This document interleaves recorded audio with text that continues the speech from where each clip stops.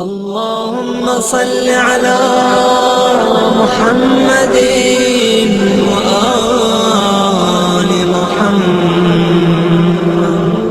اعوذ باللہ من الشیطان اللعین الرجیم. بسم اللہ الرحمن الرحیم. انا انزلناہ فی لیلۃ القدر وما ادراک ما لیلۃ القدر. لیلۃ القدر خیر من الف شہر. تنزل الملائکۃ والروح فیہا بإذن ربہم من کل امر. سلام حتى مطلع الفجر. رب اشرح لي صدري ويسر لي امري واحلل عقدة من لساني يفقهوا قولي. ان الله وملائكته يصلون على النبي يا ايها الذين امنوا صلوا عليه وسلموا تسليما. اللهم صل على محمد وآل محمد وعجل فرجهم. رمضان المبارک جیسے جیسے آگے بڑھ رہا ہے ویسے ویسے اللہ اور بندے کا تعلق مضبوط سے مضبوط ہوتا جا رہا ہے، اور لگتا ہے ماشاءاللہ اللہ تعالیٰ نے جس حکمت عملی سے ماہ رمضان کو، سورہ قدر کو ڈیزائن کیا ہے، پلان کیا ہے، وہ یقیناً لاجواب ہے.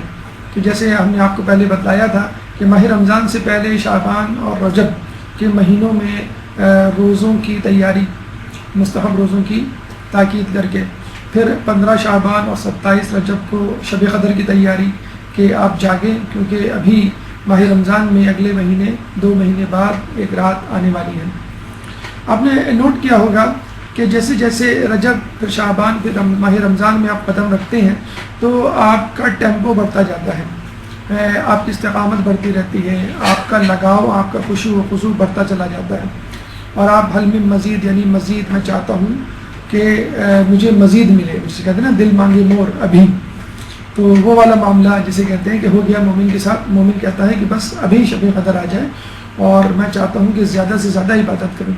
تو آپ نے دیکھا ہوگا پہلا عشرہ گزرتا ہے، پھر دوسرا عشرہ گزرتا ہے، اور جب آدمی اسٹیبل ہو جاتا ہے بھوک کی حالت کے حوالے سے، روزے کے حوالے سے، تو اللہ تعالیٰ دن کی عبادت کے ساتھ ساتھ رات کی عبادت کی ذمہ داری آپ پہ عائد کرنا چاہ رہا ہوتا ہے، اور وہی شب قدر.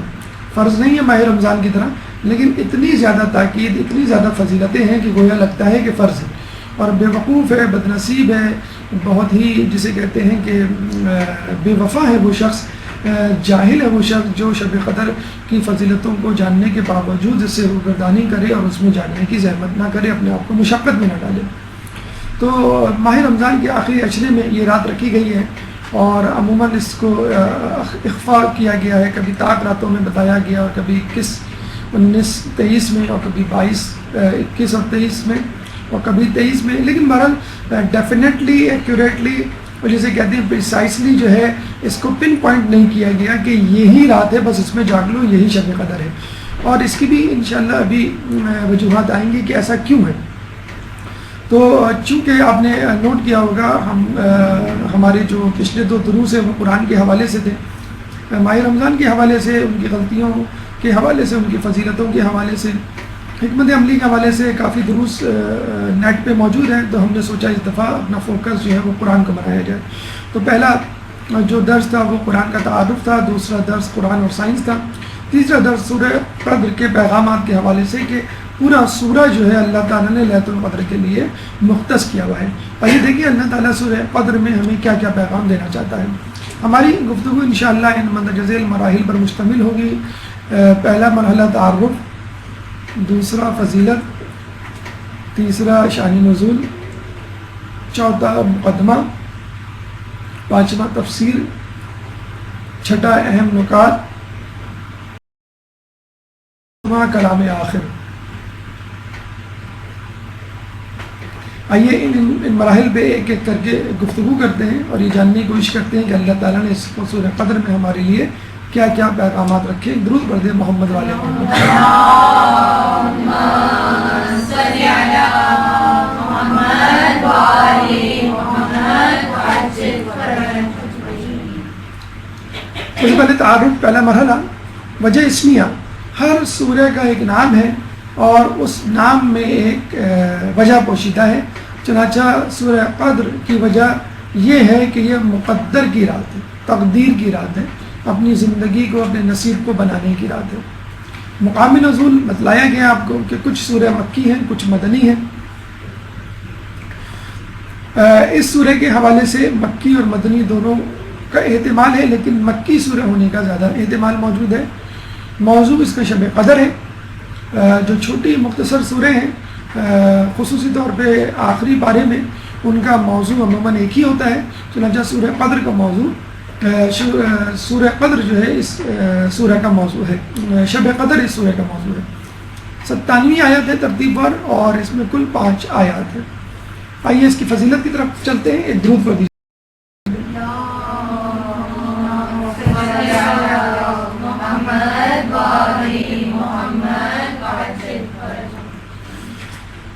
دیکھیے اگر دنیاوی حوالے سے اس کو تشبیہ دی جائے تو زیادہ آسانی سے بات سمجھ میں آ جائے کہ آپ کسی ریسٹورنٹ میں جاتے ہیں تو وہاں مختلف قسم کے کھانے ہوتے ہیں. مینیو ہوتا ہے 10 12 15 25 کھانے ہوتے ہیں اور بعض اوقات آدمی جو ہے ایک کھانا نہیں کئی کھانے کھانا چاہتا ہے. عموماً دسترخوان پہ اگر 4-5 ڈشز ہوں تو آدمی 2-3 ڈشز تو ضرور چکھتا ہے. تو کچھ لوگ چاہتے ہیں ہم برگر بھی کھائیں ہم فرینچ فرائز بھی کھائیں ہم جو ہے اس کا جو رول ہے وہ بھی کھائیں. تو عموماً ہر چیز الگ الگ ہوتی ہے. ہر ایک کے الگ ریسیپی پلیٹ اور پیکج ہوتا ہے. چنانچہ کچھ ریسٹورنٹ والے یہ کرتے ہیں کہ لوگوں کی مزاج طبیعت کو مد نظر رکھتے ہوئے وہ بسا اوقات ڈیل کی فارم میں 2-3 کھانے ایک ہی پیکج میں کمبائن کر دیتے ہیں. انہوں نے ایک کھانے میں برگر بھی ہوگا رول بھی ہوگا اور آپ کے فرینچ فرائز بھی ہوں گے. تو اللہ تعالیٰ نے بڑی عجیب انداز سے ماہ رمضان کی تمام فضیلتوں کو اس سورہ قدر کی فقط تلاوت میں مرکوز کر دیا ہے. دیکھیں حدیث رسول ہے کہ جو شخص اس کی تلاوت کرے گا تو وہ اس شخص کی طرح ہوگا جس نے ماہ رمضان کے روزے رکھے اور شب قدر کو پا لیا. دیکھیں شب قدر کو پانا کتنا مشکل کام ہے. آپ نے سنا ہوگا کہ اس کا رات جو ہے متعین نہیں ہے. طاق راتیں ہیں کچھ کہتے ہیں کہ نہیں طاق اور جفت دونوں پورا عشرہ. کچھ کہتے ہیں کہ پورا رمضان ماہ رمضان. کچھ کہتے ہیں کہ کچھ علماء تو پورا سال جاگتے تھے کہ کہیں یہ شب قدر نہ ہو. اور اگر کوئی یہ کلیم کر لے کہ میں نے شب قدر کو پا لیا تو گویا بہت بڑا دعویٰ ہے کہ اگر وہ شب قدر کو حقیقی طور پہ پا لے بہت بڑی خوش نصیبی ہے اس کے لیے. اسی طرح ماہ رمضان کے روزے بھی ہیں کہ اگر پورے آدمی روزے رکھ لے تو کیا ہی بات ہے. لیکن یہ دونوں چیزیں یعنی ماہ رمضان کے پورے روزے رکھنا اور شب قدر کو پانا بہت ہی کم لوگوں کو نصیب ہوتا ہے. اور پھر پانی کے بعد اس کا حق بھی ادا کرنا یعنی روزے کا حق ادا کرنا جیسا کہ ہے اور شب قدر کا حق ادا کرنا یعنی اعمال اور خوش و خضوع پیدا کر کے تو بہت خال ہے بہت شاذ نادر ہے. بہت خوش نصیب لوگ بہت متقی پرہیزگار اس کو پا سکتے ہیں اپنی اصل روپ میں. تو کتنی عجیب حدیث ہے کتنی حیران کن حدیث ہے کہ جو شخص فقط تلاوت کرے گا اس سورہ کی. اب تلاوت ظاہر سی بات ہے ماہ رمضان کے علاوہ بھی ہو سکتی ہے. ماہ رمضان گزر جاتے ہیں یا گزرنے والے ہوتے ہیں تو مومن کے چہرے پر اداسی آ جاتی ہے. دل مغموم ہو جاتا ہے کہ رمضان گزر گیا اور ہم نے اس سے وہ برکتیں نہیں سمیٹنی جو سمیٹنی چاہیے تھی. اب ہم کیسے سمیٹیں. تو اللہ تعالیٰ نے سورہ قدر کی تلاوت کی جسے کہتے ہیں کہ ضمن میں اس کا پورے رمضان کا جو ہے ثواب رکھ دیا کہ جو تلاوت کرے گا فقط اس کی اس کو ماہ رمضان کے روزے کا بھی ثواب ملے گا اور شب قدر کو پانے کا صرف یہ نہیں کہ شب قدر کا ثواب شب قدر کو پانے کا ثواب وہ لطف انشاءاللہ وہ اٹھائے گا فقط اس سورہ کی تلاوت سے. لیکن پھر وہی بات جو ہر سورہ کی تلاوت کی فضیلت کے حوالے سے ہے کہ ضروری ہے کہ انسان مومن ہو اہل بیت کا چاہنے والا ہو ان کے نقش قدم پہ چلنے والا ہو نیت رکھتا ہو اور یقین رکھتا ہو اور اس پر عمل کرنے کی پوری کوشش کرتا ہو. ایک اور ڈیل اللہ کی طرف سے کہ جو شخص سورہ انا انزلنا کو بلند آواز سے پڑھے وہ اس شخص کی مانند ہے جس نے راہ خدا میں تلوار کھینچی اور جہاد کیا اور جو شخص اسے آہستہ اور پنہا طور سے پڑھے وہ اس شخص کی مانند ہے جو راہ خدا میں اپنے خون میں لت پت ہو. دیکھیے ویسے تو ہمارے یہاں نماز جہری ہے نماز سری ہے کہ فجر مغرب اور عشاء کی نمازوں میں سورہ فاتحہ اور اس کے بعد کی سورہ بلند آواز سے پڑھنی چاہیے مردوں کے حوالے سے اور اس کے علاوہ جو 2 نمازیں اس میں سری یعنی ظہر اور عصر. اور انسان کی یہ عادت ہوتی ہے کہ بعض اوقات وہ چاہتا ہے کہ تلاوت زور سے کرے اور بعض اوقات وہ چاہتا ہے کہ آہستگی سے کرے، اور کچھ لوگوں کی عادت ہوتی ہے مسلسل بلند آواز سے تلاوت کرنے کی، کچھ لوگوں کی عادت ہوتی ہے آہستگی سے پڑھنے کی۔ تو اللہ تعالیٰ نے لوگوں کا مزاج سامنے رکھتے ہوئے کہ کوئی اس مخمصے میں نہ پڑ جائے کہ اگر میں آہستہ پڑھ رہا ہوں تو شاید مجھے جو ہے وہ ثواب کم ملے، یا میں زیادہ زور سے پڑھ رہا ہوں تو اس میں دکھاوا ریاکاری نہ آ جائے۔ تو اللہ تعالیٰ نے دونوں کا ثواب الگ الگ رکھ دیا۔ جو بلند آواز سے پڑھے گا گویا اس نے تلوار کھینچی اور جہاد کیا، اور جو ہے آہستگی سے پڑھے گا وہ گویا خون میں لت پت ہوا، یعنی شہید ہوا۔ دیکھیں ہم میں سے کون ہے یہ دعویٰ کر سکتا ہے کہ ہم معصوم ہیں، میں معصوم ہوں، میں نے کوئی گناہ نہیں کیا۔ رمضان المبارک کے حوالے سے ہمیں ملتا ہے کہ بہترین عمل گناہ کا نہ کرنا ہے، گناہوں سے بچنا، یعنی کچھ کرنا نہیں، کچھ نہ کرنا۔ کتنا عجیب دیکھیں مذہب ہے، آپ کی انرجی کو سیو کر رہا ہے کہ کچھ کرنے سے کچھ نہ کچھ تو انرجی، ٹائم، توجہ آپ کی خرچ ہوگی، نہیں کچھ نہ کرنا، یعنی گناہوں سے بچنا۔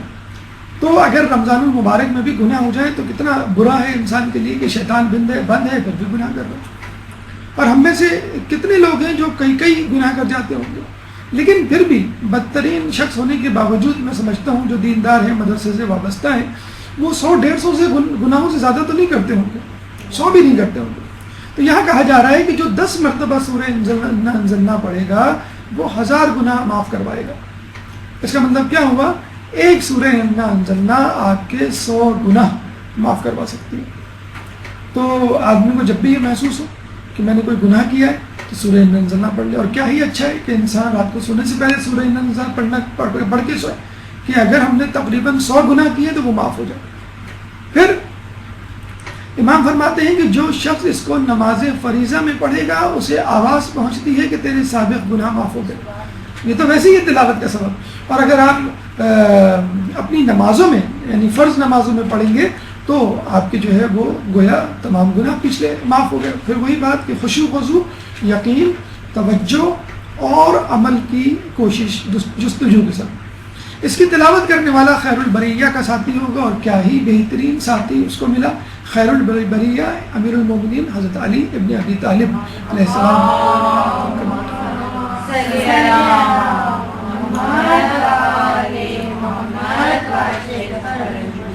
یہ لفظ قرآن میں استعمال ہوا ہے، قرآن کی آیت میں، اور اللہ کے رسول نے خیر البریہ، بریہ جو ہے وہ امام علی کی طرف منسوب کیا، بلکہ اصحاب نے جب پوچھا خیر البریہ کون، تو رسول نے جواب دیا کہ وہ جو اس وقت آنے والا ہے، اور اسی وقت جو ہے امام علی نمودار ہوئے۔ دنیاوی آفات سے بچاؤ، چاہے وہ نیچرل ڈیزاسٹرز ہو، طوفان ہو، بارش ہو، سیلاب ہو، جو ابھی کراچی میں قیامت خیز گرمی پڑی ہے وہ بھی کسی قدرتی آفت سے کم نہیں تھی، 1000-1500 لوگ جو ہے آپ کے اس آفت کی نظر ہو گئے۔ تو اگر کوئی شخص دنیاوی آفات سے بچنا چاہتا ہے تو وہ یہ سورہ پڑھے۔ اور دوسری بات یہ ہے کہ آج کل جیسے جیسے عید قریب آتی جا رہی ہے ویسے ویسے چوری ڈکیتی کا سیزن بھی آتا جا رہا ہے، حالانکہ قومی ادارے اور قانون نافذ کرنے والے ارادے گو کے متحرک ہیں، لیکن اس کے باوجود آپ نے دیکھا ہوگا کہ جو لوگ ان چوری ڈکیتیوں کے عادی ہیں وہ کس طرح اپنا ہاتھ صاف کر جاتے ہیں۔ کوئی گھر محفوظ نہیں، کوئی سڑک، کوئی بازار، کوئی دکان محفوظ نہیں۔ تو چنانچہ اگر کوئی چاہتا ہے کہ اس کا خزانہ یعنی تجوری، یعنی جو وہ مال کما رہا ہے، آپ اپنے لاکر میں جو پیسے رکھتی ہیں، آپ اپنی الماری میں جو زیور رکھتی ہیں، آپ اپنے بینک میں جو پراپرٹی کے ڈاکیومنٹس رکھتی ہیں، تو یہ جتنے بھی جگہیں ہیں جہاں پہ آپ کی عمر بھر کی کمائی یا بہرحال مہینے بھر کی کمائی یا کوئی قیمتی چیز پڑی ہوئی ہے، تو اگر اس کے سامنے آپ یہ سورہ قدر پڑھیں تو انشاءاللہ وہ محفوظ رہے گی۔ اگر اس کو کسی خزانے کے دروازے پہ پڑھا جائے یعنی سورہ قدر کو، تو وہ خزانہ ہر برائی اور آفت سے محفوظ رہے گا، یہاں تک کہ مالک خود نکال لے۔ ایک اور جگہ فرمایا کہ اس سورہ کو بکثرت تلاوت کرنا ادائے قرض اور وزاد رزق کے لیے مؤثر ہونا منقول ہے۔ ہم میں سے کون ہے جو کسی نہ کسی طور پہ کبھی نہ کبھی قرض لینے پہ مجبور نہ ہو جاتا ہو، اور جب قرض لے لیا جائے جتنی آسانی سے قرض لیا جاتا ہے اتنی مشکل سے قرض کو لوٹایا جاتا ہے۔ وسعت رزق کے لیے مؤثر، اور وسعت رزق کون ہے جو یہ نہیں چاہتا اس کے رزق میں وسعت ہو، کون نہیں چاہتا اس کو بہتر سے بہتر نوکری ملے۔ تو یہ سورہ قدر جو ہے اپنی کوشش اور عملی جستجو جاری رکھے لیکن اگر سورہ قدر بھی پڑھے گا تو اس کو آخرت میں تو ثواب ملے گا، لیکن انشاءاللہ دنیا میں بھی اس کی روزی میں برکت ہوگی۔ خود گھر کی حفاظت، اگر آپ گھر کھلا چھوڑ کے جاتے ہیں یا ویسے بھی سوتے ہیں تو خوف ہوتا ہے کہ چوری ڈکیتی کے حوالے سے، تو سوتے وقت سورہ قدر کا 11 مرتبہ پڑھنا حفاظت کا موجب ہے۔ اگر آپ روزانہ 11 مرتبہ نہیں پڑھ پاتے کوئی بات نہیں، آپ اپنے گھر میں ڈیوٹیز لگا دیں، ایک مرتبہ امی پڑھ لیں، دوسری رات ابو، تیسری رات بہن یا بھائی، اس طرح تمام لوگوں کو روزانہ کی چوکیداری یا محافظ ہونے کا اعزاز مل جائے گا اور ثواب بھی مل جائے گا اس کے ساتھ ساتھ۔ ایک اور عمل ذرا مشکل عمل ہے، اگر ہو سکے تو کریں ورنہ کوئی بات نہیں، اور دوسرے عمل جو آپ کو آسان لگتے وہ بھی آپ کر سکتے ہیں۔ شب قدر میں نئے گھڑے میں پانی ڈال کر، گھڑے کی جگہ آپ چاہیں تو کوئی پیالہ لے لیں، اس پانی پر 30 مرتبہ سورہ قدر پڑھی جائے، اس گھڑے کو لٹکا دیا جائے، بس اس سے پانی بھی پیا جائے اور وضو بھی کیا جائے، اور کم شدہ پانی کا اس میں اضافہ کیا جاتا رہے تو باعث برکت ہے۔ یعنی آپ پانی پڑھ کے پھونک دیا، آپ نے پانی ڈال لیا، اس میں سورہ قدر پڑھ لیا آپ نے، اب اس میں سے ایک پیالہ نکال لیں اور وضو تھوڑا سا کر لیں، یا وضو جس سے کر رہے ہیں اس میں یہ پانی ملا لیں آپ، یا وضو آپ اس سے شروع کر لیں اور باقی آپ نلکے سے وضو کو کنٹینیو کر لیں، یعنی وضو میں جو پانی استعمال ہوا ہے اس میں تھوڑا سا پانی یہ والا بھی شامل ہو جائے۔ اس طرح غسل میں ایک چلو غسل آپ نے اس پانی کا ڈال دیا، باقی آپ اپنا غسل شروع کر دیں نلکے کے پانی سے یا فوارے سے یا بالٹی سے، لیکن اس پانی کو مکمل ختم نہ ہونے دیا جائے، یعنی جیسے ہی ختم ہونے والا ہو اس میں دوسرا پانی ملا دیں۔ آپ نے شاید یہ ہومیوپیتھک میں بھی پڑھا ہوگا، جو ہومیوپیتھک کی دوائیں بنتی ہیں وہ ڈائلیوشنل میتھڈ سے بنتی ہیں، یعنی دوا کو مزید ڈائلیوٹ کیا جاتا ہے اور اصل میڈیسن اس پانی سے نہیں نکالی جاتی، اور اس پانی ہی سے مزید جو ہے وہ دوا بنائی جاتی ہے، جیسے پانی ختم ہونے والا ہوتا ہے اس میں مزید پانی ایڈ کر دیا جاتا ہے۔ تو دیکھیں یہ ایک طریقہ جو ہے آج بھی طب میں رائج ہے، اور ہمارے امام بھی یہ طریقہ بتا رہے ہیں کہ پانی کی اپنی تاثیر ہوتی ہے۔ باقاعدہ ایک جاپان میں تجربہ بھی ہوا تھا کہ ایک پانی پہ جو ہے وہ سورہ یا آیت لکھی گئی اور ایک پانی میں کوئی اور جملہ لکھا گیا جس کا کوئی خاص معنی نہیں تھے، تو جو وہ پانی تھا وہ بہت عرصے بعد گندا ہوا، خراب ہوا، بلکہ خرابی نہیں ہوا کہ جس پر آیت یا سورہ لکھی گئی تھی۔ تو جو ہم چیزیں اپنے آس پاس دیکھتے ہیں ان چیزوں کے اثرات ہوتے ہیں، تو جو سورہ پڑھی جائے گی اس پانی پہ وہ پانی اس سورہ کے اثرات کو جذب کرے گا، اور جب پانی ختم نہ ہو چاہے تھوڑا ہی سا کیوں نہ رہ جائے اس میں مزید پانی ڈال دیں تو وہ اثرات تھوڑے والے پانی سے تمام پانی میں پھیل جائیں گے۔ ہم میں سے کون ہے جس کے دشمن نہ ہوں؟ مولانا علی نے ایک دفعہ کسی کی نماز جنازہ پڑھائی، جب واپس ہونے لگے تو کسی نے کہا کہ بہت اچھا شخص تھا، اس کا کوئی دشمن نہیں تھا۔ تو مولانا نے فرمایا اگر مجھے معلوم ہوتا تو میں اس کی نماز نہ پڑھاتا۔ یعنی یہ کیسے ممکن ہے کہ آدمی راہ راست پر ہو، صراط مستقیم پر ہو، اس کے چند ہی صحیح دشمن نہ ہو؟ تو ہم میں سے کون ہے جس کا کوئی دشمن نہ ہو؟ دوستوں میں دشمن موجود ہوتے ہیں، رشتہ داروں میں دشمن موجود ہوتے ہیں، محلے میں دشمن، کاروبار اور دفتر کی جگہ پہ دشمن موجود ہوتے ہیں۔ تو دشمن کے سامنے اگر آپ یہ پڑھ لیں سورہ تو آپ کو دشمن پر غلبہ ہوگا، کم از کم دشمن آپ کا کچھ بگاڑ نہیں سکے گا۔ باغی اور حاکم وقت کے سامنے اس کو پڑھ کر جانا اس کی مغلوبیت کا باعث ہے۔ اگر دشمن کے سامنے جاتے ہوئے اس کو پڑھ کر جائے گا تو پڑھنے والا ظفریاب ہوگا۔ ایک اور سورہ غالباً آپ کو ہم نے بتلایا تھا، سورہ فیل کے بارے میں بھی ہے کہ اگر وہ دشمن کے سامنے پڑھی جائے تو دشمن پہ غلبہ حاصل ہوتا ہے۔ عموماً سواری پہ سوار ہونے کی دعا پڑھتے ہوں گے، سبحان الذی سخر لنا ھذا وما کنا لہ مقرنین، یہ پاک ہے وہ ذات کہ جس نے ہمارے لیے اس سواری کو مغلوب کیا۔ اسی طرح اگر اس کے ساتھ سورہ انا انزلنا بھی پڑھ دی جائے، جو شخص سواری پر سوار ہوتے وقت انا انزلنا کی تلاوت کر لیا کرے تو اس سے صحیح سالم اترے گا اور اس کے گناہ بھی بخشے جائیں گے۔ اگر کوئی چیز تقدیر پر سبقت کر سکتی ہے تو میں کہتا کہ انا انزلنا کا پڑھنے والا تقدیر پر سبقت کر سکتا ہے۔ دیکھیں تقدیر آپ کی شب قدر کو لکھی جائے گی، اور یہ آیت یہ سورہ اسی شب قدر سے متعلق ہے۔ تو اگر آپ اس سورہ کو پڑھیں گے تو عین ممکن ہے جو ڈاکیومنٹ آپ کے لیے اپرووڈ ہو چکا ہے اس میں کوئی امینڈمنٹ ہو جائے۔ آپ نے دیکھا ہوگا کوئی ڈاکیومنٹ ہے، کوئی تحریر ہے، اس میں اگر فائنل ہونے کے باوجود بھی کوئی کمی بیشی رہ جائے تو ہم امپروور کا سہارا لیتے ہیں، ہم جو ہے وہ وائٹوں کا سہارا لیتے ہیں، ہم ایرو لگا کے اوپر کریکشن کر دیتے ہیں، اگر بینک کا چیک ہو تو اوپر ایک سگنیچر بھی کر دیتے ہیں۔ یعنی فائنل ڈاکیومنٹ اپروو ہونے کے باوجود بھی تھوڑی بہت کمی بیشی کا امکان ہوتا ہے. تو یہ وہ سورہ ہے جو شب قدر میں لکھی گئی تقدیر میں امینڈمنٹ کروا سکتی ہے بیماریوں کے لیے. سورہ فاتحہ بہت مشہور سورہ ہے، معروف سورہ ہے بیماری کے لیے. کہتے ہیں کہ ہر بیماری کا علاج سورہ فاتحہ میں سوائے موت کے. اگر اس سورہ کو نئے برتن پر لکھا جائے اور صاحب لقوا کہتے ہیں سیریبرل پالسی، کہ جس میں منہ ٹیڑھا ہو جاتا ہے، جبڑا جو ہے ایک طرف دھلک جاتا ہے سیدھی یا الٹی طرف، اور فوری طور پہ اس کا علاج نہ کیا جائے، کورٹیزون کی انجیکشن لگتے ہیں. اگر علاج نہ کیا جائے تو پھر وہ لقوا جو ہے، وہ ٹیڑھا پن جو ہے وہ مستقل بھی ہو سکتا ہے. اگر اس سورہ کو نئے برتن پر لکھا جائے اور صاحب لقوا اس کو نظر کرے تو اللہ تعالیٰ اس کو شفا عطا فرمائے.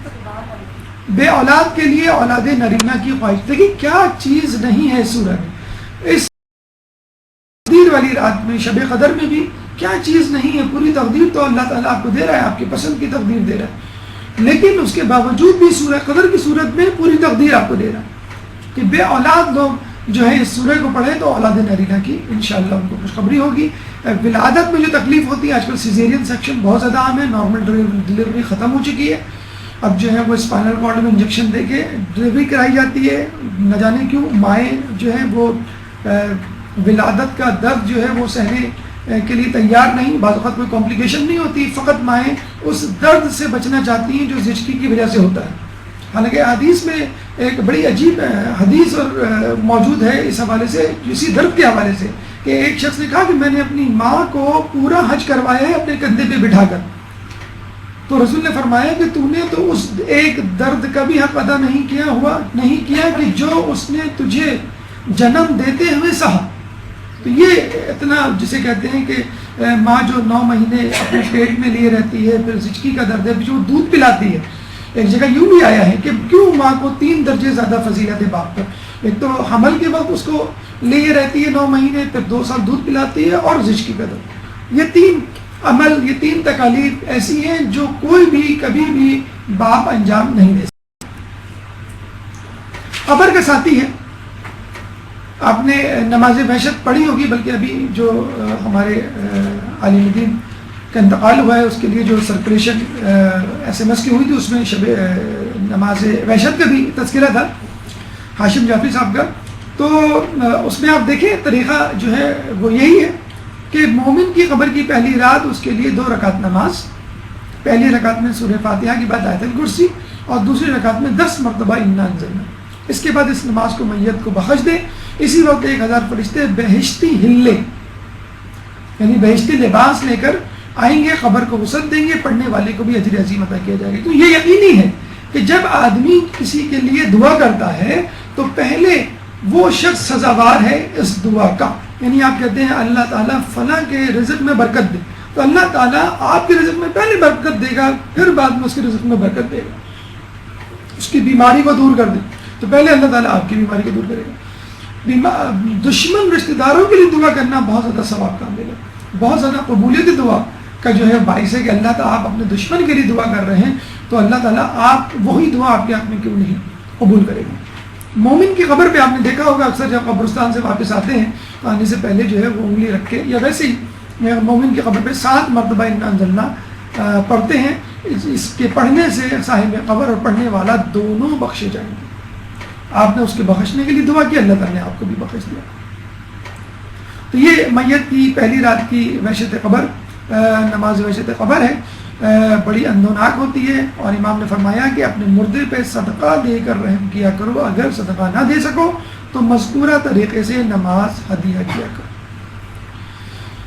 نماز ہدیہ والدین آپ نے سنا ہوگا کہ 10 مرتبہ ربنا اغفر لی ولوالدی وللمؤمنین یوم یقوم الحساب پہلی رکعت میں، اور پھر دوسری رکعت میں رب اغفر لی ولوالدی ولمن دخل بیتی مؤمنا وللمؤمنین والمؤمنات، اور پھر کے بعد رب ارحمہما کما ربیانی صغیرا 10 مرتبہ پڑھیں. یہ نماز والدین. اکثر ایک اور طریقہ جو چھٹے امام سے منقول ہے کہ اپنے والدین کے لیے نماز ہدیہ والدین اس طرح پڑھتے تھے کہ پہلی رکعت میں سورہ فاتحہ کے بعد انا انزلنا، اور دوسرے رکعت میں سورہ کوثر.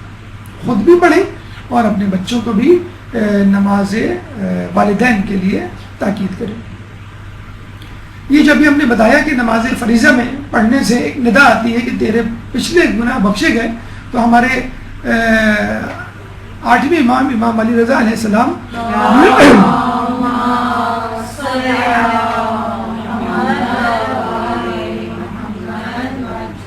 شب و روز کی تمام نمازوں میں پہلی رکعت میں سورہ فاتحہ کے بعد سورہ قدر اور دوسری رکعت میں سورہ توحید پڑھا کرتے تھے. تو سورہ توحید اپنی جگہ پہ قائم، دوسری رکعت میں عموماً لوگ پڑھا کرتے ہیں، اور پہلی رکعت میں سورہ قدر پڑھ لیں تو امام کی سنت پہ عمل ہو جائے. پانچویں امام کی روایت میں بہت ساری فضیلتیں اس میں وارد ہوئی ہیں. مثلا بصارت میں نور، دل میں یقین اور حکمت پیدا ہوتی ہے. غمزدہ مسافر اور مریض کے پڑھنے سے اس کی مشکلیں آسان ہوں گی. زراعت، اس وقت جون جولائی کا مہینہ ہے، اس وقت سندھ اور پنجاب بلوچستان سرحد کے دیہاتوں میں جو ہے فصلیں جو ہیں اپنے عروج پر ہیں، اور یہ فصل کے کاٹنے کا مہینہ ہے. تو اگر کوئی زراعت میں پڑھے تو اس میں برکت ہوگی اس سورہ کو پڑھنے سے. درد دل آج کل آخری زمانے کی نشانیوں میں سے ہے کہ درد دل زیادہ ہو جائے گا. آج کل پہلے ایک زمانے میں ای سی جی بہت بڑا ٹیسٹ ہوا کرتا تھا اور لوگ بڑے خوش ہوتے تھے بھائی ای سی جی جو ہے نارمل آیا، کچھ نہیں ہے. اب جو ہے وہ اینجیوگرافی کچھ نہیں رہا. بڑے آرام سے ڈاکٹر حضرات کہہ دیا کرتے ہیں آپ اینجیوگرافی کرا لیں، جو بیماری ہے وہ ضروری نہیں کہ ای سی جی میں آ جائے. تو اینجیوگرافی کروائی جاتی ہے، آن دا اسپاٹ اگر کوئی نیروئنگ ہو تو اینجیوپلاسٹی فوراً کر دی جاتی ہے. تو اب اینجیوگرافی اینجیوپلاسٹی کوئی بہت بڑا ایشو نہیں رہا. پاکستان کے سابق پریزیڈنٹ کے حوالے سے ایک بات آئی تھی کہ وہ اینجیوگرافی کے لیے باہر جا رہے ہیں، تو یہی بات ایشو میڈیا میں اٹھا کہ اینجیوگرافی کون سا بڑا ٹیسٹ ہے جو پاکستان میں نہ ہو سکے. تو اینجیوگرافی ایک روٹین ٹیسٹ بن گیا ہے. کیوں؟ دل کے امراض بڑھ گئے، دلوں کے الگ الگ ہاسپٹلس بن گئے باقاعدہ.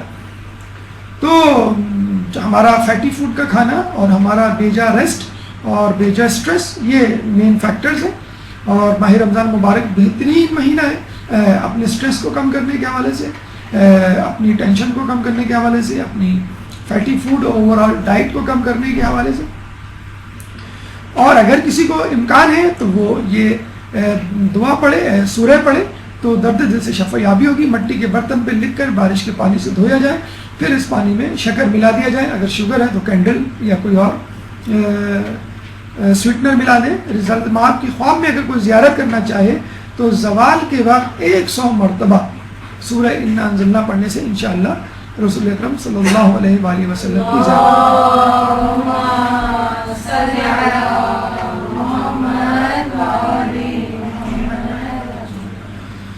مولا کی روایت میں بلباب نٹ شیل باٹم لائن اس سورہ کے حوالے سے بہت خوبصورت انداز سے، بہت منتخب کلمات کے چناؤ کے حوالے سے اس روایت میں موجود ہے کہ سورہ قدر کو قرآن کا ثمر کہا گیا، قرآن کا خزانہ، فقراء کا خزانہ، کمزوروں کی مدد، تنگ دستوں کی کشادگی، مومن کی عصمت، نماز گزاروں کی ہدایت، قرآن کا سردار، علم کا سردار، قرآن کی زینت، عبادت گزاروں کا خیمہ، حضرت رسالت مآب کے بعد حجت. اتنا زیادہ ثواب، کوئی ایسا ثواب نہیں لگتا ہے کہ جو اس میں سمیٹ نہ دیا گیا ہو.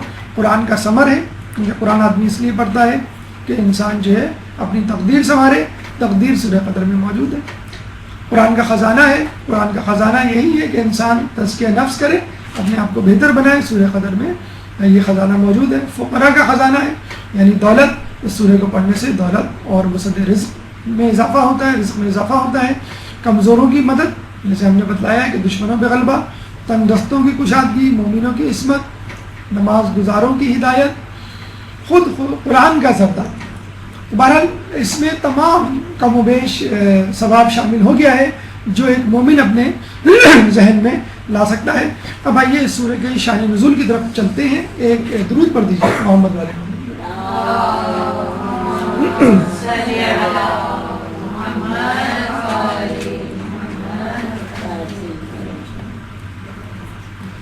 کہتے ہیں کہ ایک دفعہ رسول اللہ نے خواب میں دیکھا کہ منبر رسول پر بنو امیہ والے براجمان ہیں. رنجیدہ خاطر ہوئے، افسوس ہوا ان کو. کہتے ہیں کہ آپ کے افسوس کو دور کرنے کے لیے رسول اللہ تعالیٰ نے یہ سورہ نازل کی. اور کئی سورہ ہیں جو اللہ تعالیٰ نے اپنے رسول کی تسلی کے لیے، مثلا سورہ کوثر، جب لوگوں نے آپ کو مقطوع النسل دم بریدہ قرار دیا، نعوذ باللہ، سورہ کوثر نازل ہوئی. سورہ نصر فتح مکہ کی خوشخبری لیے ہوئے نازل ہوئی. اس کی دلیل کیا ہے اور کیا کمپیٹیبلٹی ہے, کیا لنک ہے بنو امیہ کی حکومت میں؟ سورہ قدر میں بنو امیہ کی حکومت 80 سال قائم رہی تقریباً, اور 80 سال کو اگر آپ 12 سے ملٹیپلائی کریں تو یہ 1000 مہینے بنتے ہیں. اور شب قدر میں بھی یہی ہے کہ یہ 1000 مہینوں سے بہتر ہے, اور اسی شب قدر کی فضیلت میں یہ سورہ نازل ہوئی. ایک اور بیک گراؤنڈ شان نزول, ایک دفعہ جب اصحاب کو پتہ چلا کہ بنی اسرائیل میں ایک شخص تھا جس کا نام تھا شمسون, 1000 مہینے تک لباس جنگ زیب تن کیا رہا. اسے کہتے ہیں نا کہ اگر خواتین زیور پہنے تو یہ ان کی زینت ہوتی ہے, اسی طرح مرد اگر ہتھیار باندھے اپنے جسم پر, لباس پر, تو وہ ان کی زینت ہوتی ہے. آپ نے پرانی موویز میں امیر مختار اور غریب توس اور دیگر موویز میں دیکھا ہوگا کہ عموماً مسلمان جو ہے وہ مرد جو ہے وہ تلوار جو ہے حمائل کیے رہتا ہے اپنے لباس میں. اگر وہ اس لباس کے میں یعنی تلوار کے ساتھ ساتھ اس زرہ کو بھی پہن لے جو میدان جنگ میں پہنی جاتی ہے, تو گویا وہ بالکل ہی تیار ہے مرنے کے لیے, یعنی وہ اس وقت اپنے آپ کو میدان جنگ میں تصور کر رہا ہے. تو جو تلوار نہ باندھے اس کو بزدل سمجھا جاتا تھا, جو تلوار باندھے اس کو بہادر, اور جو زرہ پہنے رہے اس کو تو بہت ہی بڑا بہادر. آپ نے شاید امیر مختار کی مووی میں دیکھا ہوگا, اس کا جو ساتھی تھا وہ ہمیشہ جو ہے وہ زرہ پہنے ہوئے رہتا تھا. خود امیر مختار بھی جب قیام کا انہوں نے جو ہے ارادہ کیا, تو 1000 سال تک زرہ پہنے رہنا بہت بڑا کمال ہے.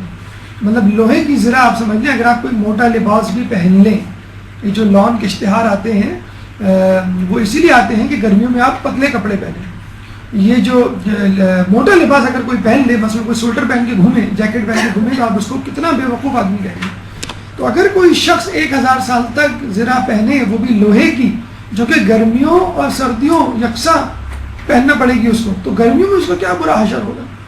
لیکن بہرحال ایک بڑی فضیلت تو ہے, اللہ تعالیٰ اس کو اس کا صلہ تو دے گا کہ وہ اپنے آپ کو میدان جنگ میں جہاد میں محسوس کر رہا ہے. تو ہاں, صحابہ نے بہت شدید خواہش کا اظہار کیا کہ کاش ہم بھی اس طرح 1000 سال تک میدان جنگ میں اپنے آپ کو محسوس کریں اور زرہ پہنے. لیکن ممکن نہیں ہے 1000 مہینے تک کہ پوری زندگی آدمی زرہ پہنے رہے.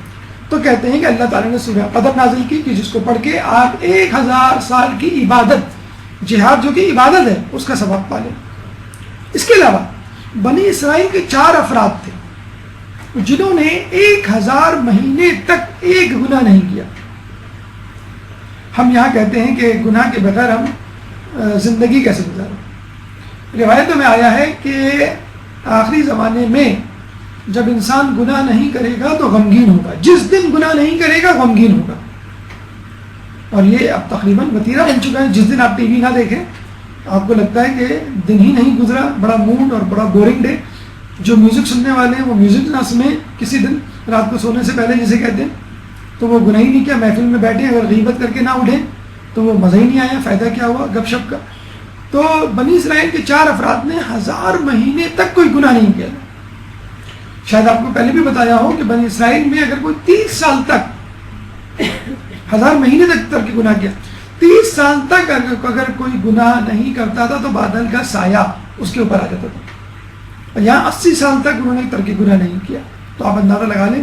پھر صحابہ نے شدید خواہش کا اظہار کیا کہ کاش ہم بھی ایسے ہوتے, لیکن ممکن نہیں ہے. تقریباً اس چھوٹی سی زندگانی میں جو آپ 57 ایئرس پاکستان میں جو ایوریج ایج ہے 60-70 سال کی زندگی میں, کیسے آدمی 1000 مہینے تک جو ہے پورا مکمل طور پہ اپنے آپ کو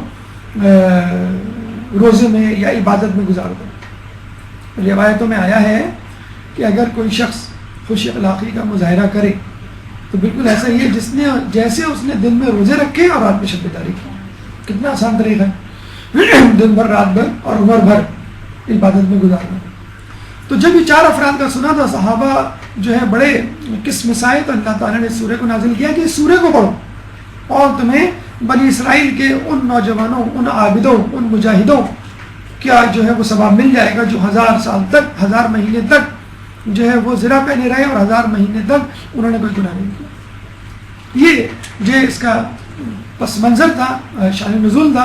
اب آئیے سورہ کے حوالے سے چند مقدماتی باتیں پھر اس کی تفسیر انشاءاللہ. ایک درود پڑھتے ہیں محمد والے محمد. اللهم صل على محمد وآل محمد وعجل. سورہ قدر کے پیغامات. دشمن خدا ہے وہ شخص جو زیادہ کھاتا ہے اور جو زیادہ سوتا ہے.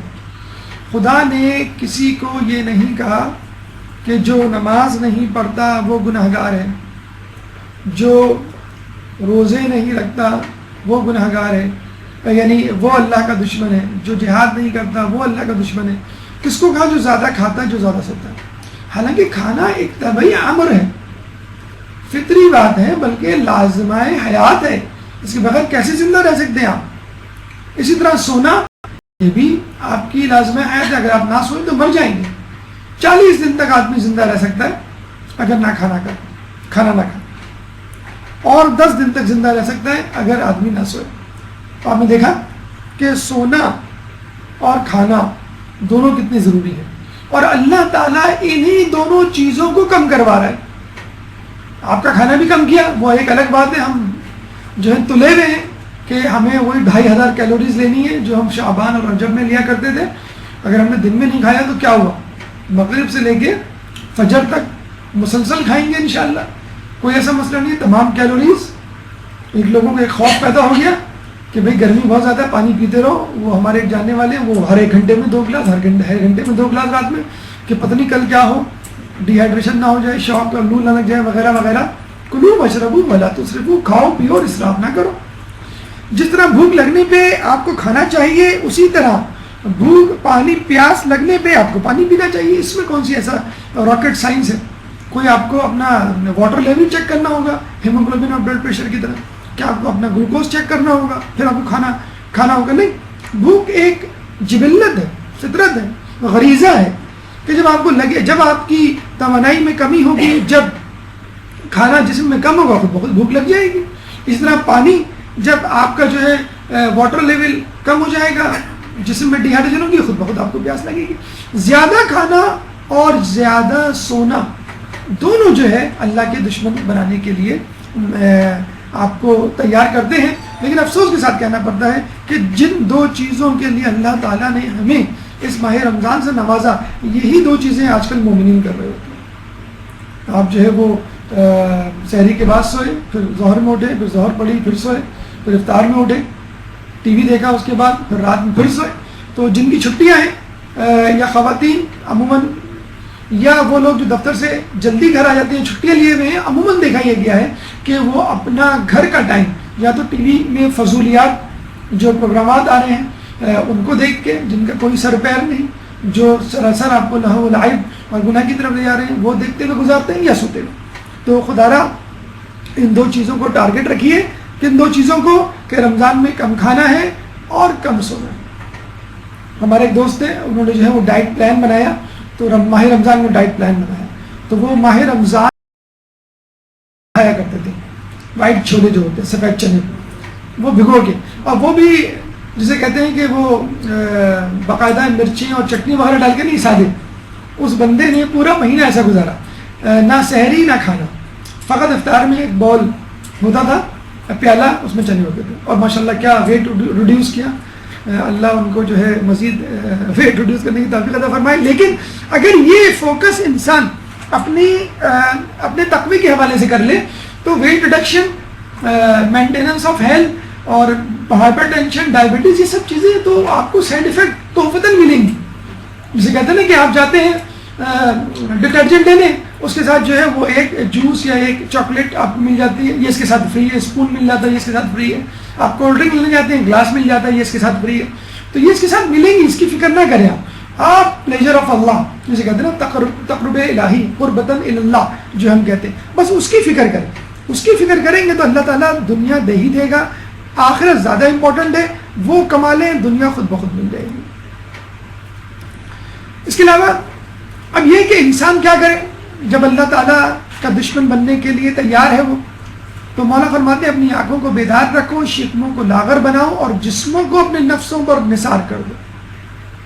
وہی ہے جو ماہ رمضان میں آپ کو کرنا ہے، آنکھوں کو بیدار رکھنا ہے لیلۃ القدر کی تلاش میں، شکموں کو لاغر بنانا ہے بھوکا رہ کے، اور جسموں کو نفسوں پہ نثار کر دو، یعنی جسمانی ضرورت کو نفس کی ضرورت پر قربان کر دو۔ جسم کمتر ہے، نفس یا روح برتر ہے، کمتر چیز برتر کے لیے قربانی دیتی ہے، جیسے پانی درخت کے لیے قربانی دیتا ہے، درخت پانی استعمال کرتا ہے، درخت جانور کے لیے قربانی کرتا ہے، جانور درخت کھاتا ہے، جانور انسان کے لیے ذبح ہوتا ہے، انسان کو اللہ کے لیے قربانی دیں گے۔ کیسے قربانی دیں گے آپ؟ اپنے جسم کو قربان کر کے، یعنی مادی ضروریات، کھانا پینا، سونا، بولنا، گپ شپ کی محفلیں، نظروں کی حفاظت، یہ تمام چیزیں آپ کی جسمانی ضرورتیں، جسمانی لذتیں، ان کو ایک اور حدیث میں اسی طرح کا مفہوم تھا، اور آگے ایک اور ٹکڑا تھا، شاید کہ تم اس طرح ملاء الاعلیٰ سے بھی آگے نکل جاؤ، یعنی جو اعلیٰ ترین مقام ہے اس سے بھی آگے نکل جاؤ، زمین کی وسعتیں، سمندر اور صحرا اور چاند ستارے تو بہت دور کی بات، ملاء الاعلیٰ سے بھی آگے نکل جاؤ۔ کس طرح؟ آنکھوں کو بیدار رکھ کر، شکموں کو لاغر رکھ کر، اور جسموں کو یعنی خواہشات کو قربان کر کے۔ شب بیداری کیوں افضل؟ شب بیداری دو زندگیوں میں سے ایک ہے۔ دن میں انسان لوگوں کے ساتھ معاملات میں مشغول ہوتا ہے، عموماً ریاکاری کا غلبہ ہوتا ہے، عموماً حسد کا غلبہ ہوتا ہے، انسان وہی کچھ کرتا ہے جو زمانے میں ہو رہا ہوتا ہے، اسی طرح سلوک کرتا ہے جس محفل میں بیٹھا ہوا ہوتا ہے۔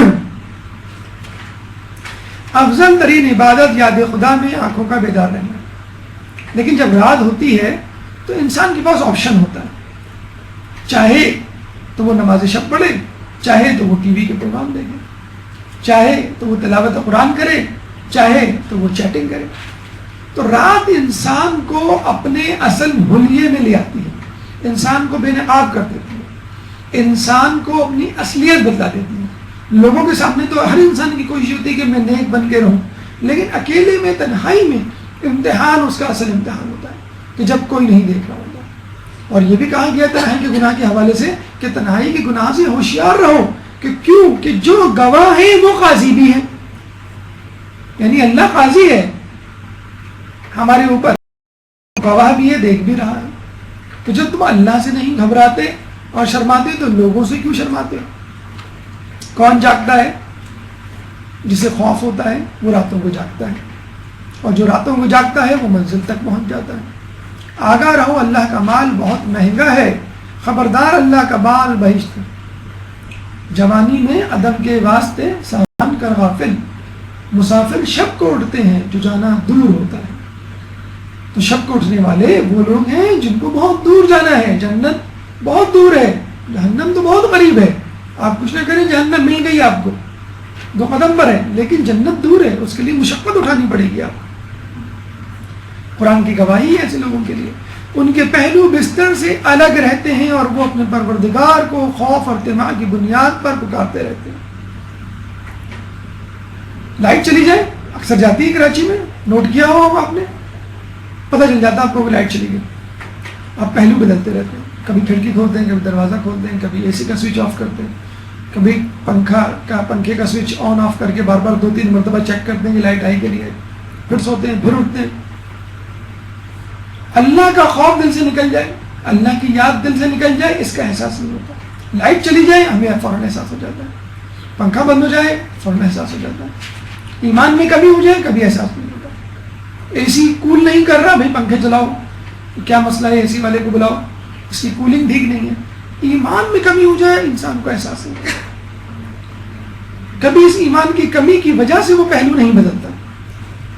بدلتے ہیں، بدلنے والے بدلتے ہیں، ان کا تذکرہ قرآن میں موجود ہے، لیکن کتنے ہیں؟ بہت شاذ، بہت نادر۔ دیکھیے 11 مہینے اللہ تعالیٰ سے آپ نے کٹی کی، بچے نہیں کہتے کٹی ہوئی تم سے، ہم تم سے بات نہیں کر رہے، اور یہ جو کٹی تھی، یہ جو جھگڑا تھا وہ ہماری طرف سے تھا، اللہ کی طرف سے نہیں تھا۔ اللہ نے تو ہمیشہ اپنے بڑے پن کا، جسے کہتے ہیں کہ مظاہرہ کیا، ہاتھ بڑھایا دوستی کا۔ 11 کے 11 مہینے، اور اس مہینے تو گویا گلے ملنے کے لیے تیار ہے، آپ کو ہاتھ سے پکڑ کے کھینچنے کے لیے تیار ہے کہ بھئی آؤ میری طرف۔ تو خدا را 11 مہینے اگر آپ نے کٹی کی تو آپ 12ویں مہینے سے دوستی کر لیں. تو روزہ اس کے بعد شب داری اس بات کی علامت ہے کہ اللہ مسلسل آپ کو آگے بلا رہا ہے کہ دیکھو میری بات مان جاؤ، میں تمہیں بخشنے کے لیے. زمانی بچے کو پکڑ پکڑ کے دوا پلا رہی ہوتی ہے اور بچہ نہیں پی رہا ہوتا، کبھی اس کو لڈو میں ڈال کے دے رہی ہوتی ہے، کبھی جو ہے وہ کسی اور چیز میں ڈال کے دے رہی ہوتی ہے، شربت میں ڈال کے سرپ دے رہی ہوتی ہے.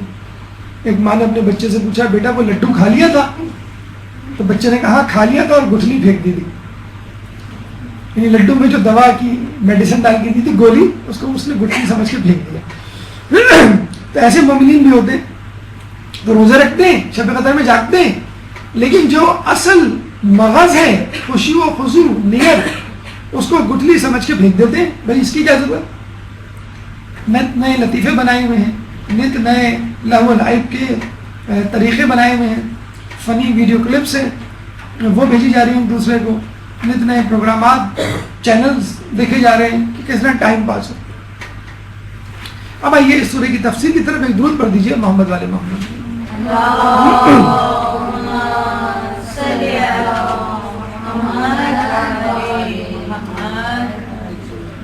بسم اللہ الرحمن الرحیم. شروع اللہ کے نام سے جو نہایت مہربان اور رحم کرنے والا ہے. سورہ کی ابتدا بسم اللہ سے جو ہر سورہ کا جز ہے ہمارے ہاں.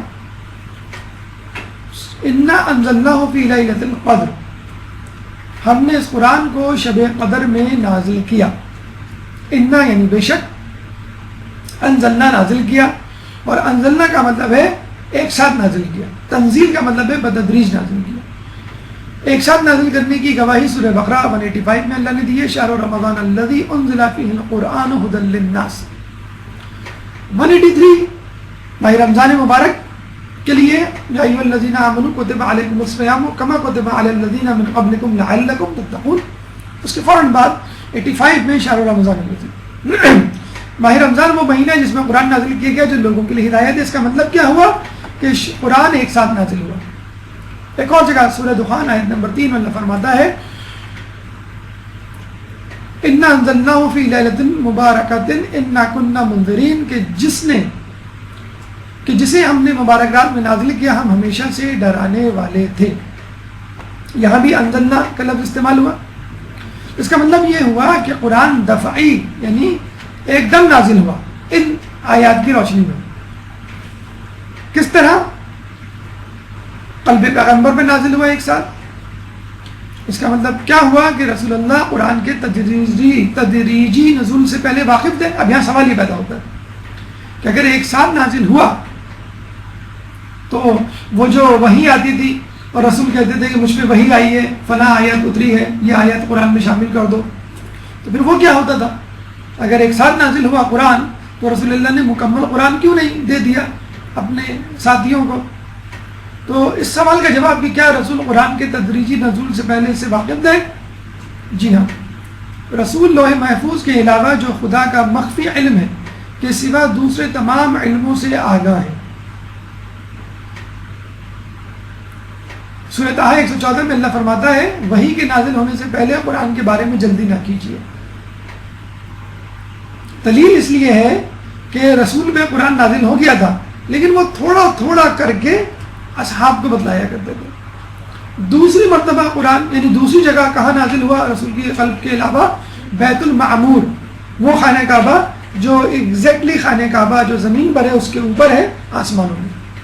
اس مبارک رات سے مراد شب قدر جس میں خدائے بزرگ و بزرگ نے قرآن کو ایک ہی مرتبہ بیت المعمور کی طرف نازل کیا، پھر 20 سال کے عرصے میں رسول پاک پر تدریجی طور پر نازل ہوا.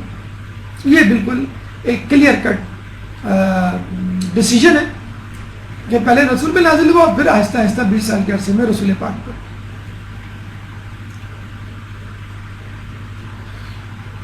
جیم تیسری جگہ قرآن کہاں نازل ہوا؟ لوح محفوظ کے نچلے آسمان پر. الف بے جیم یہ 3 مقامات ہیں کہ جہاں پر جو ہے وہ قرآن یکدم نازل ہوا.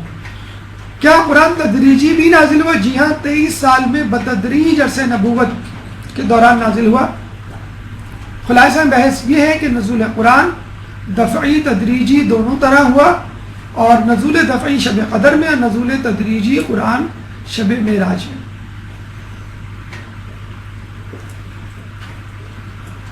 دفعی شب قدر میں، اور نزول تدریجی یعنی قرآن کا نازل ہونا جو شروع ہوا شب معراج سے، اور ایک دم شب قدر میں بھی نازل ہوا۔ انزلنا مکمل طور پہ نازل ہونا، تنزیل یعنی تھوڑا تھوڑا کر کے نازل ہونا، یعنی قرآن دونوں طریقے سے نازل ہوا، ایک دم بھی اور آہستہ آہستہ بھی۔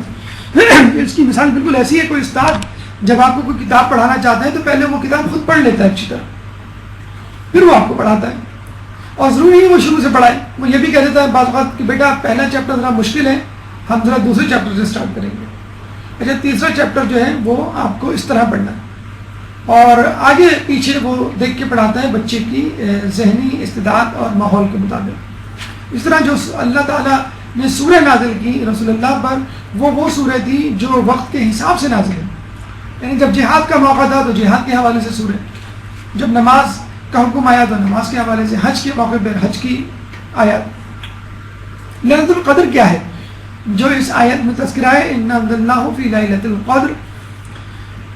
پہلا مفہوم یہ ہے کہ کیونکہ بندوں کے تمام سال کے سارے مقدرات اسی رات میں تعین ہوتے ہیں، رزق ہے، بیماری ہے، عمر ہے، موت ہے، یہ سب۔ اب ظاہر سی بات ہے کہ ایک انسان اگر عبادت میں مشغول ہو، اور جسے کہتے ہیں کہ سال بھر فرض کر لیں اللہ نے فیصلہ کر لیا ہو کہ اس کو میں بیمار کروں گا، مصیبت میں مبتلا کروں گا، رزق میں تنگی کروں گا، اللہ نے ڈیسائیڈ کر لیا آپ کی کرتوت دیکھ کے، لیکن عین اس وقت آپ پہنچ گئے، جیسے آپ کے ابو جب آفس سے گھر آتے ہیں تو وہ جو ہے ڈیسائیڈ کر لیتے ہیں امی کی شکایت پر کہ سزا دینی ہے آپ کو، ڈنڈا ہاتھ میں لے کے بیٹھے ہوئے ہوتے ہیں۔ جب آپ جو ہے وہ گھر میں داخل ہوتے ہیں اسی وقت جو ہے وہ گڑ گڑانے لگتے ہیں آپ، تو کم از کم اس وقت تو گڑ گڑائیں آپ، اس وقت تو آپ اللہ کی عبادت کریں جب اللہ تعالیٰ آپ کی تقدیر لکھنے جا رہا ہے۔ اور دلیل یہ بھی ہے کہ وہ رات جس میں ہر امر خدا کی حکمت کے مطابق مرتب ہوتا ہے، ہماری طرف سے ایک حکم تھا، ہم ہی نے محمد کو بھیجا، یہ سورہ دخان میں اس کی دلیل موجود۔ دوسرا مفہوم ہے عظیم شرافت اور قدر کی حامل رات ہے، یہ سورہ حج میں اللہ فرماتا ہے عظیم شرافت و قدر کی حامل رات، انہوں نے حقیقت میں خدا کی قدر و عظمت کو ہی نہیں پہچانا۔ قدر یعنی سورہ قدر کے حوالے سے۔ تیسرا مفہوم قرآن پوری قدر و منزلت کے ساتھ قدر و منزلت والے رسول پر قدر و منزلت والے فرشتے کے ذریعے نازل ہوا، بہترین کتاب بہترین نبی پر بہترین فرشتے کے ذریعے، مطلب کیا کمبینیشن ہے، آپ اس کو ذرا غور کیجئے۔ چوتھا مفہوم ایسی رات جس میں قرآن کا نازل ہونا مقدر ہوا، یعنی قرآن کا نازل ہونا اس میں ڈیسائیڈ ہوا۔ پانچواں مفہوم جو شخص اس رات بیدار رہے وہ صاحب قدر و مقام ہوتا ہے، صاحب قدر ہوتا ہے، اس کی قدر کی جانی چاہیے۔ چھٹا مفہوم فرشتوں کی کثرت نزول کے سبب کہتے ہیں عرصہ زمین کی جگہ تنگ ہو جاتی ہے، اور تقدیر بمعنی تنگی بھی ہے۔ دوسری آیت وما ادراک ما لیلۃ القدر، اور تمہیں کیا معلوم شب قدر کیا ہے؟ تو بچوں کو بتاتے ہیں نا، جسے کبھی ایئرپورٹ نہ دیکھا ہو، ایئرپورٹ کیا ہوتا ہے بیٹا تمہیں کیا معلوم ایئرپورٹ کیا ہے، اب بتاتے پھر بھی وہ نہیں سمجھتا۔ اسی طرح اللہ تعالیٰ کہہ رہا ہے کہ وما ادراک ما لیلۃ القدر، تمہیں کیا معلوم لیلۃ القدر کیا ہے، کس طرح تم درک کرو گے۔ القاریہ تو من قاریہ وما ادراک من قاریہ، کھڑکھڑانے والی وہ کھڑکھڑانے والی، تمہیں کیا معلوم وہ کھڑکھڑانے والی کیا ہے، تم درک نہیں کر سکتے اس دنیا میں۔ حقیقت میں ہمیں نہیں معلوم شب قدر کیا، مخفی کیوں رکھا ہم نے اللہ تعالیٰ نے، کیوں کہ جیسے رمضان کی جزا کو مخفی رکھا ہے، روزہ میرے لیے ہے، میں ہی اس کی جزا ہوں۔ کیا جزا ہے؟ روزانہ کے روزوں کی جزا تو آپ نے پڑھی ہوگی، اللہ کیا اس سے بھی زیادہ جزا ہے۔ امام فرماتے ہیں اللہ تعالیٰ نے قرآن میں ہر چیز کا صلہ جزا بیان کر دی سوائے شب قدر کے۔ اسی طرح شب قدر کیا ہے ہم کو نہیں معلوم ہو سکتا، جتنا کچھ اللہ اس کے رسول نے امام نے ہمیں بتایا اتنا ہمیں معلوم ہے، لیکن اس کا اصل ادراک ہمیں نہیں ہو سکتا۔ تیسری آیت لیلۃ القدر خیر من الف شہر، شب قدر 1000 مہینے سے بہتر ہے۔ دیکھیں یہ نہیں کہا 1000 مہینے کے برابر ہے، من الف شہر، سواء الف شہر نہیں کہا، من سے بھی بہتر ہے۔ اچھا یہاں الف کی بحث سن لیجئے. الف تعداد کے لیے ہوتا ہے 1000 یعنی 1000 مرتبہ. مذہب کثرت کے لیے بھی ہوتا ہے. ہم نہیں کہتے 1000 مرتبہ تمہیں سمجھایا ہے کہ دروازہ بند کر دیا کرو, لائٹ آف کر دیا کرو جب گھر سے نکلو یا کمرے سے نکلو. کثرت کا مطلب ہے ان لمیٹڈ, انفائنٹ, آپ کاؤنٹ ہی نہیں کر سکتے. تو ہم 1000 کا لفظ استعمال کرتے ہیں. اچھا مزے کی بات یہ ہے, آپ نے انگلش میں سنا ہوگا 1000, پھر ملین, پھر بلین, پھر ٹریلین. عربی میں الف سے بڑھ کر کوئی عدد نہیں. الف کا مطلب ہے 1000 اور اس کے بعد 1000, 5000, 1000, 2,00,000, جتنے بھی ہزار آپ کو, وہ 1000 ہی کی کاؤنٹنگ سے ہوں گے.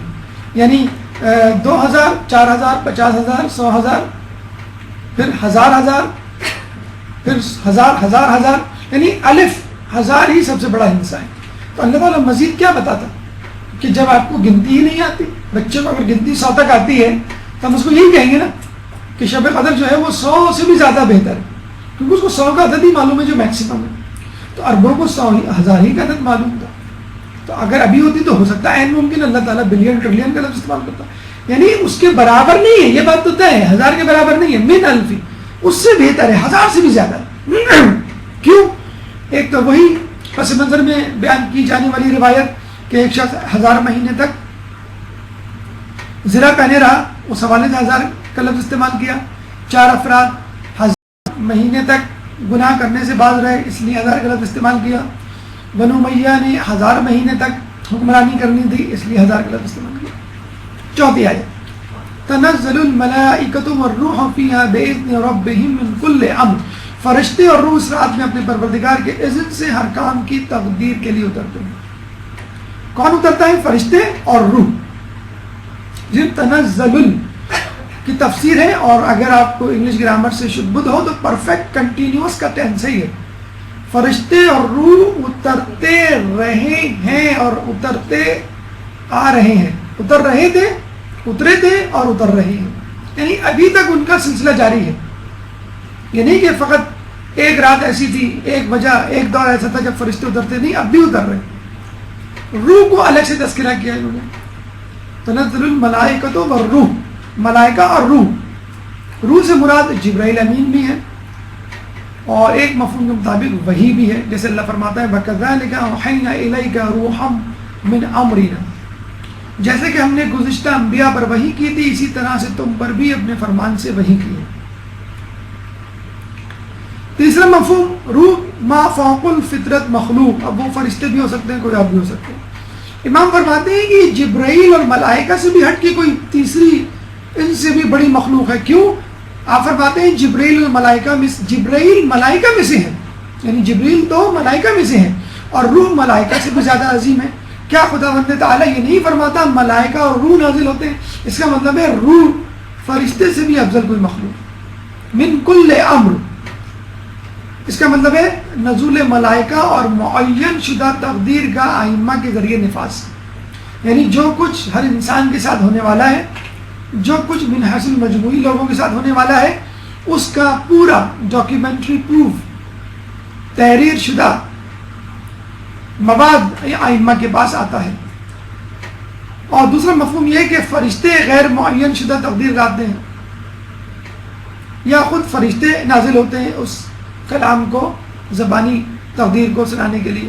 پانچویں آیت سلام ہی حتی مطلع الفجر, یہ ایک ایسی رات ہے جو طلوع صبح تک برکت و رحمت سے پر ہے.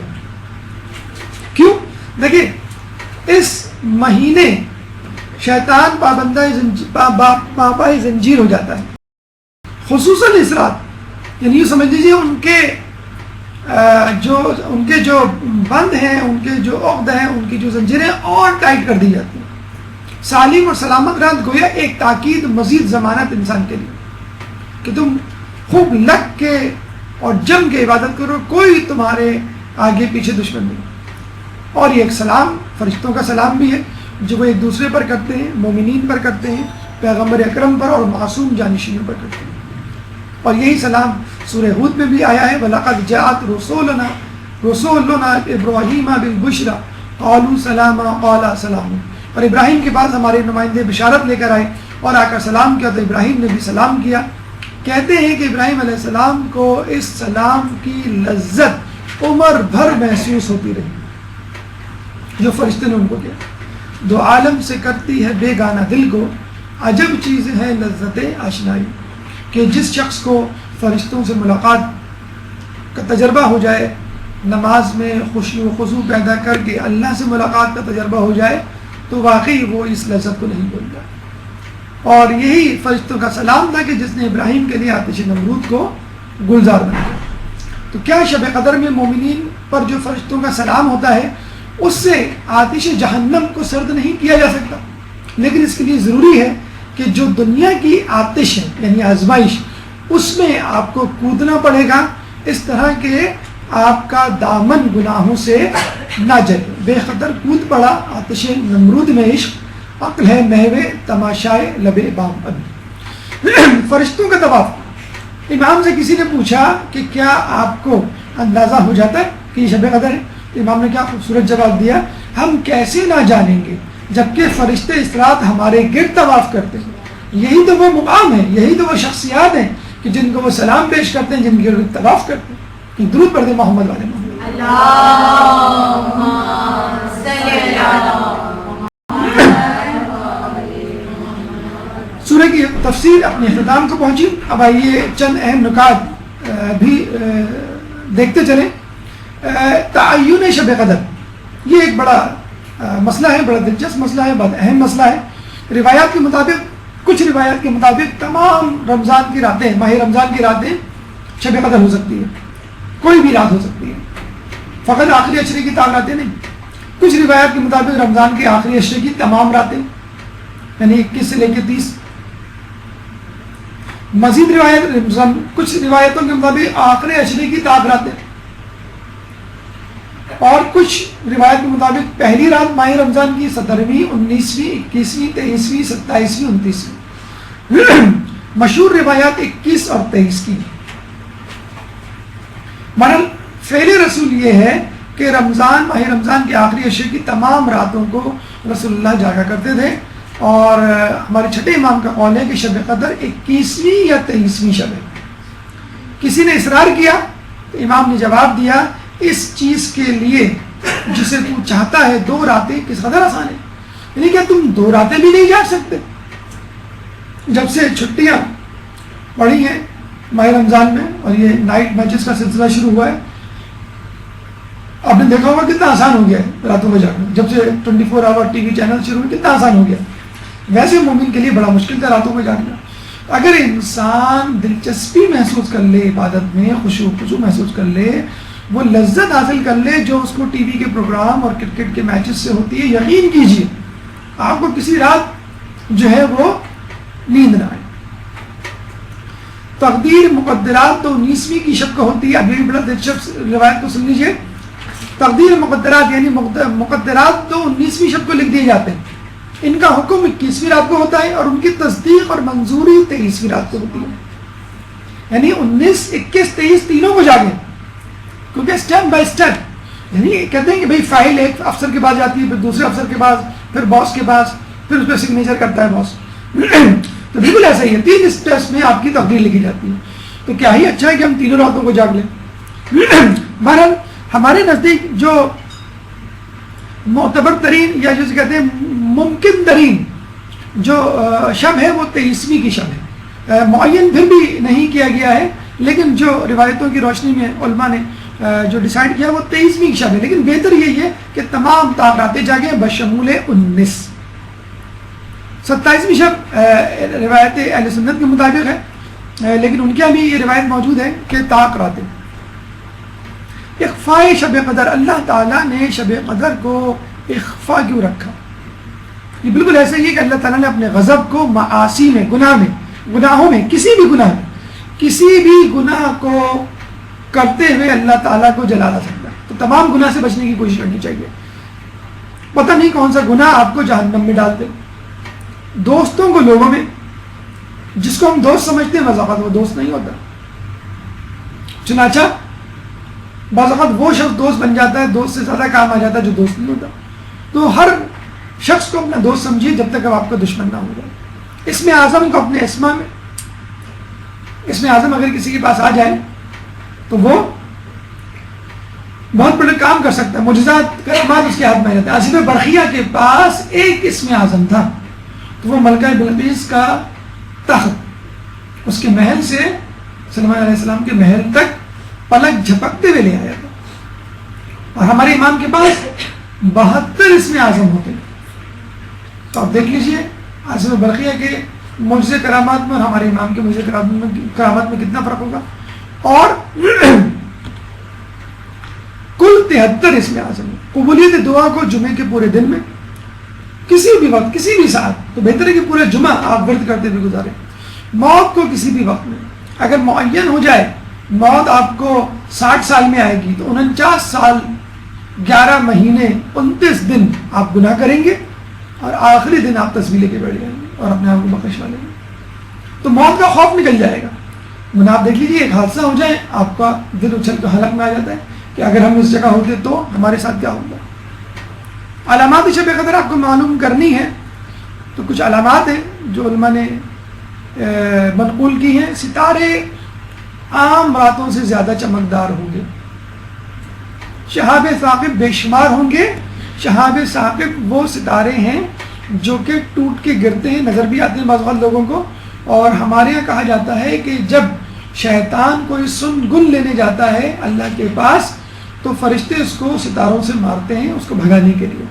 اور یہ عین ممکن ہے شب قدر میں، کیونکہ تقدیر لکھی جا رہی ہے. جیسے پیپر چیک ہوتے ہیں، ایگزامنر پیپر چیک کر رہا ہو یا پیپر بنا رہا ہو تو شیطان چاہتا ہے کہ معلوم کر لوں غیب کا علم تاکہ لوگوں کو اپنے علم سے معروف کروں. شمس بمثل قمر یعنی سورج جو ہے وہ قمر کی طرح ہوگا.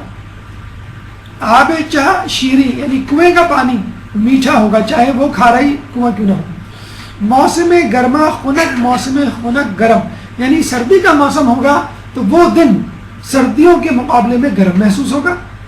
اور اگر گرمیوں کا موسم ہوگا تو وہ شب گرمیوں کے مقابلے میں ٹھنڈ محسوس ہوگی. گزشتہ امتوں میں شب قدر نہیں تھی. یہ رسول کی امت کی برکت ہے، یہ رسول کی امت کی بہت بڑی قدردانی ہے. اللہ کی طرف سے خدا نے میری امت کو شب قدر عطا کی. گزشتہ امتوں میں سے کسی کو بھی یہ نعمت نہیں ملی تھی. شب قدر 1000 مہینے سے بہتر ہے مگر عبادت کے ساتھ. کچھ لوگ کہتے ہیں کہ بھئی ہمیں رات کو سونا ہی سونا ہے، یا فرض کر لیں اس دن کوئی ایسی ایمرجنسی ہو جائے یا جاب ضروری ہو کرنا تو آدمی کیا کرے اگر پوری رات نہ جاگ سکے. تو امام فرماتے ہیں رات کے پہلے حصے میں سو لینے میں کوئی امر مانع نہیں ہے، اور اس کے بعد عبادت میں مشغول ہو جاؤ. یعنی سائنس بھی یہی کہتی ہے کہ انسان کا جو سونے کا ہارمون ہے میلاٹونن ہارمون وہ شروع میں خارج ہوتا ہے اور اس کے بعد رات کے آخری حصے میں درمیانی حصے میں کم ہوتا چلا جاتا ہے. تو اگر آپ جو ہے وہ شروع کے حصے میں سو جائیں یعنی افطار کر کے نمازیں پڑھ کر 1 گھنٹہ 2 گھنٹہ اگر بہت زیادہ نیند ہے اور آپ کو معلوم ہے کہ بھائی اگر میں نے نہیں سویا، اگر میں نہیں سوئی تو میں مسلسل جاگنے کی وجہ سے شاید 1-2 گھنٹہ عبادت کر پاؤں گی پھر سو جاؤں گی. تو اول شب سے بہتر ہے آخری شب یعنی رات کے دوسرے حصے میں جاگنا اور عبادت کرنا. قرآن شب قدر میں کیوں؟ اس لیے کہ قرآن کائنات کے امور کا تعین کرتا ہے اور شب قدر انسانوں کے امور کا تعین کرتی ہے. دونوں تقدیرات کے لیے بنائی گئی ہیں. ایک اہم نقطہ لوگوں کے ذہن میں سوال آتا ہے، جیسے آغا آیت اللہ خوئی آیت اللہ سستانی کے حوالے سے راتیں مختلف ہیں تو کیا کریں. تو اصل میں شب قدر ایک رات ہے جو گھومتی ہے. یعنی فرض کر لیں ابھی جو ہے پاکستان میں 5 بج رہے ہیں تو کینیڈا میں اس وقت 5 بج رہے ہوں گے رات کے، امریکہ میں 4 بج رہے ہوں گے رات کے. تو شب قدر وہاں ہے اور اس کے بعد شب قدر جو ہے 12 گھنٹے بعد یہاں آ جائے گی. تو وہ ایک سایہ ہے، جیسے ایروپلین آپ نے دیکھا ہوگا کبھی آپ کے گھر کے اوپر سے گزرے تو اس کا سایہ گزرتا ہے. اگر ایروپلین انچولی سے گزر رہا ہے تو پہلے انچولی پہ سایہ ہوگا، پھر جو ہے وہ بولٹن مارکیٹ، پھر سمندر، پھر اس کے بعد دبئی، پھر دوسرے شہر، دوسرے ممالک. تو اسی طرح شب قدر بھی ایک سایہ ہے، سمجھیں ایک نور ہے، ایک برکت کا سفر ہے جو چل رہا ہے دنیا کے ایک حصے سے دوسرے حصے کی طرف. ہوتی ایک ہی مرتبہ ہے لیکن مختلف جگہوں پر مختلف اوقات میں. کلام آخر یاد رکھ لیجئے کہ پیش منظر پس منظر اور پردہ غیبت تینوں الگ الگ چیزیں.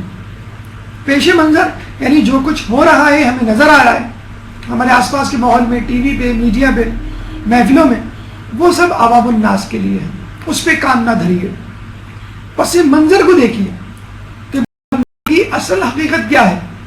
یہ کھیل و لعب کے پروگرامات سے آپ کو ماہ رمضان کی فضیلت نہیں پتہ چلے گی، درس و دروس سے پتہ چلے گی، قرآن پڑھنے سے پتہ چلے گی.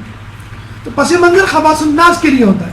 اور پردہ غیبت جو نظر ہی نہیں آتا، اپنے وقت پر نظر آئے گا، اس سے پہلے نظر نہیں آ سکتا، وہ مقربین کے لیے.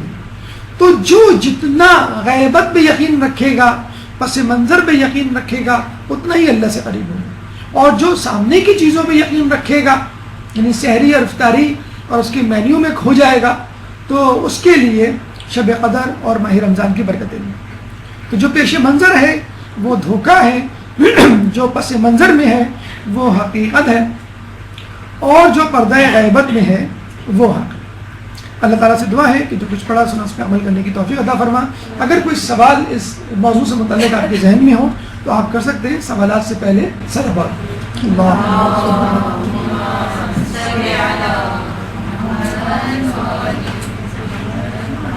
اللجن اللجن اللجن اللجن يا مولا اللجن اللجن اللجن اللجن اللجن اللجن اللجن يا صاحب السماء اللجن اللجن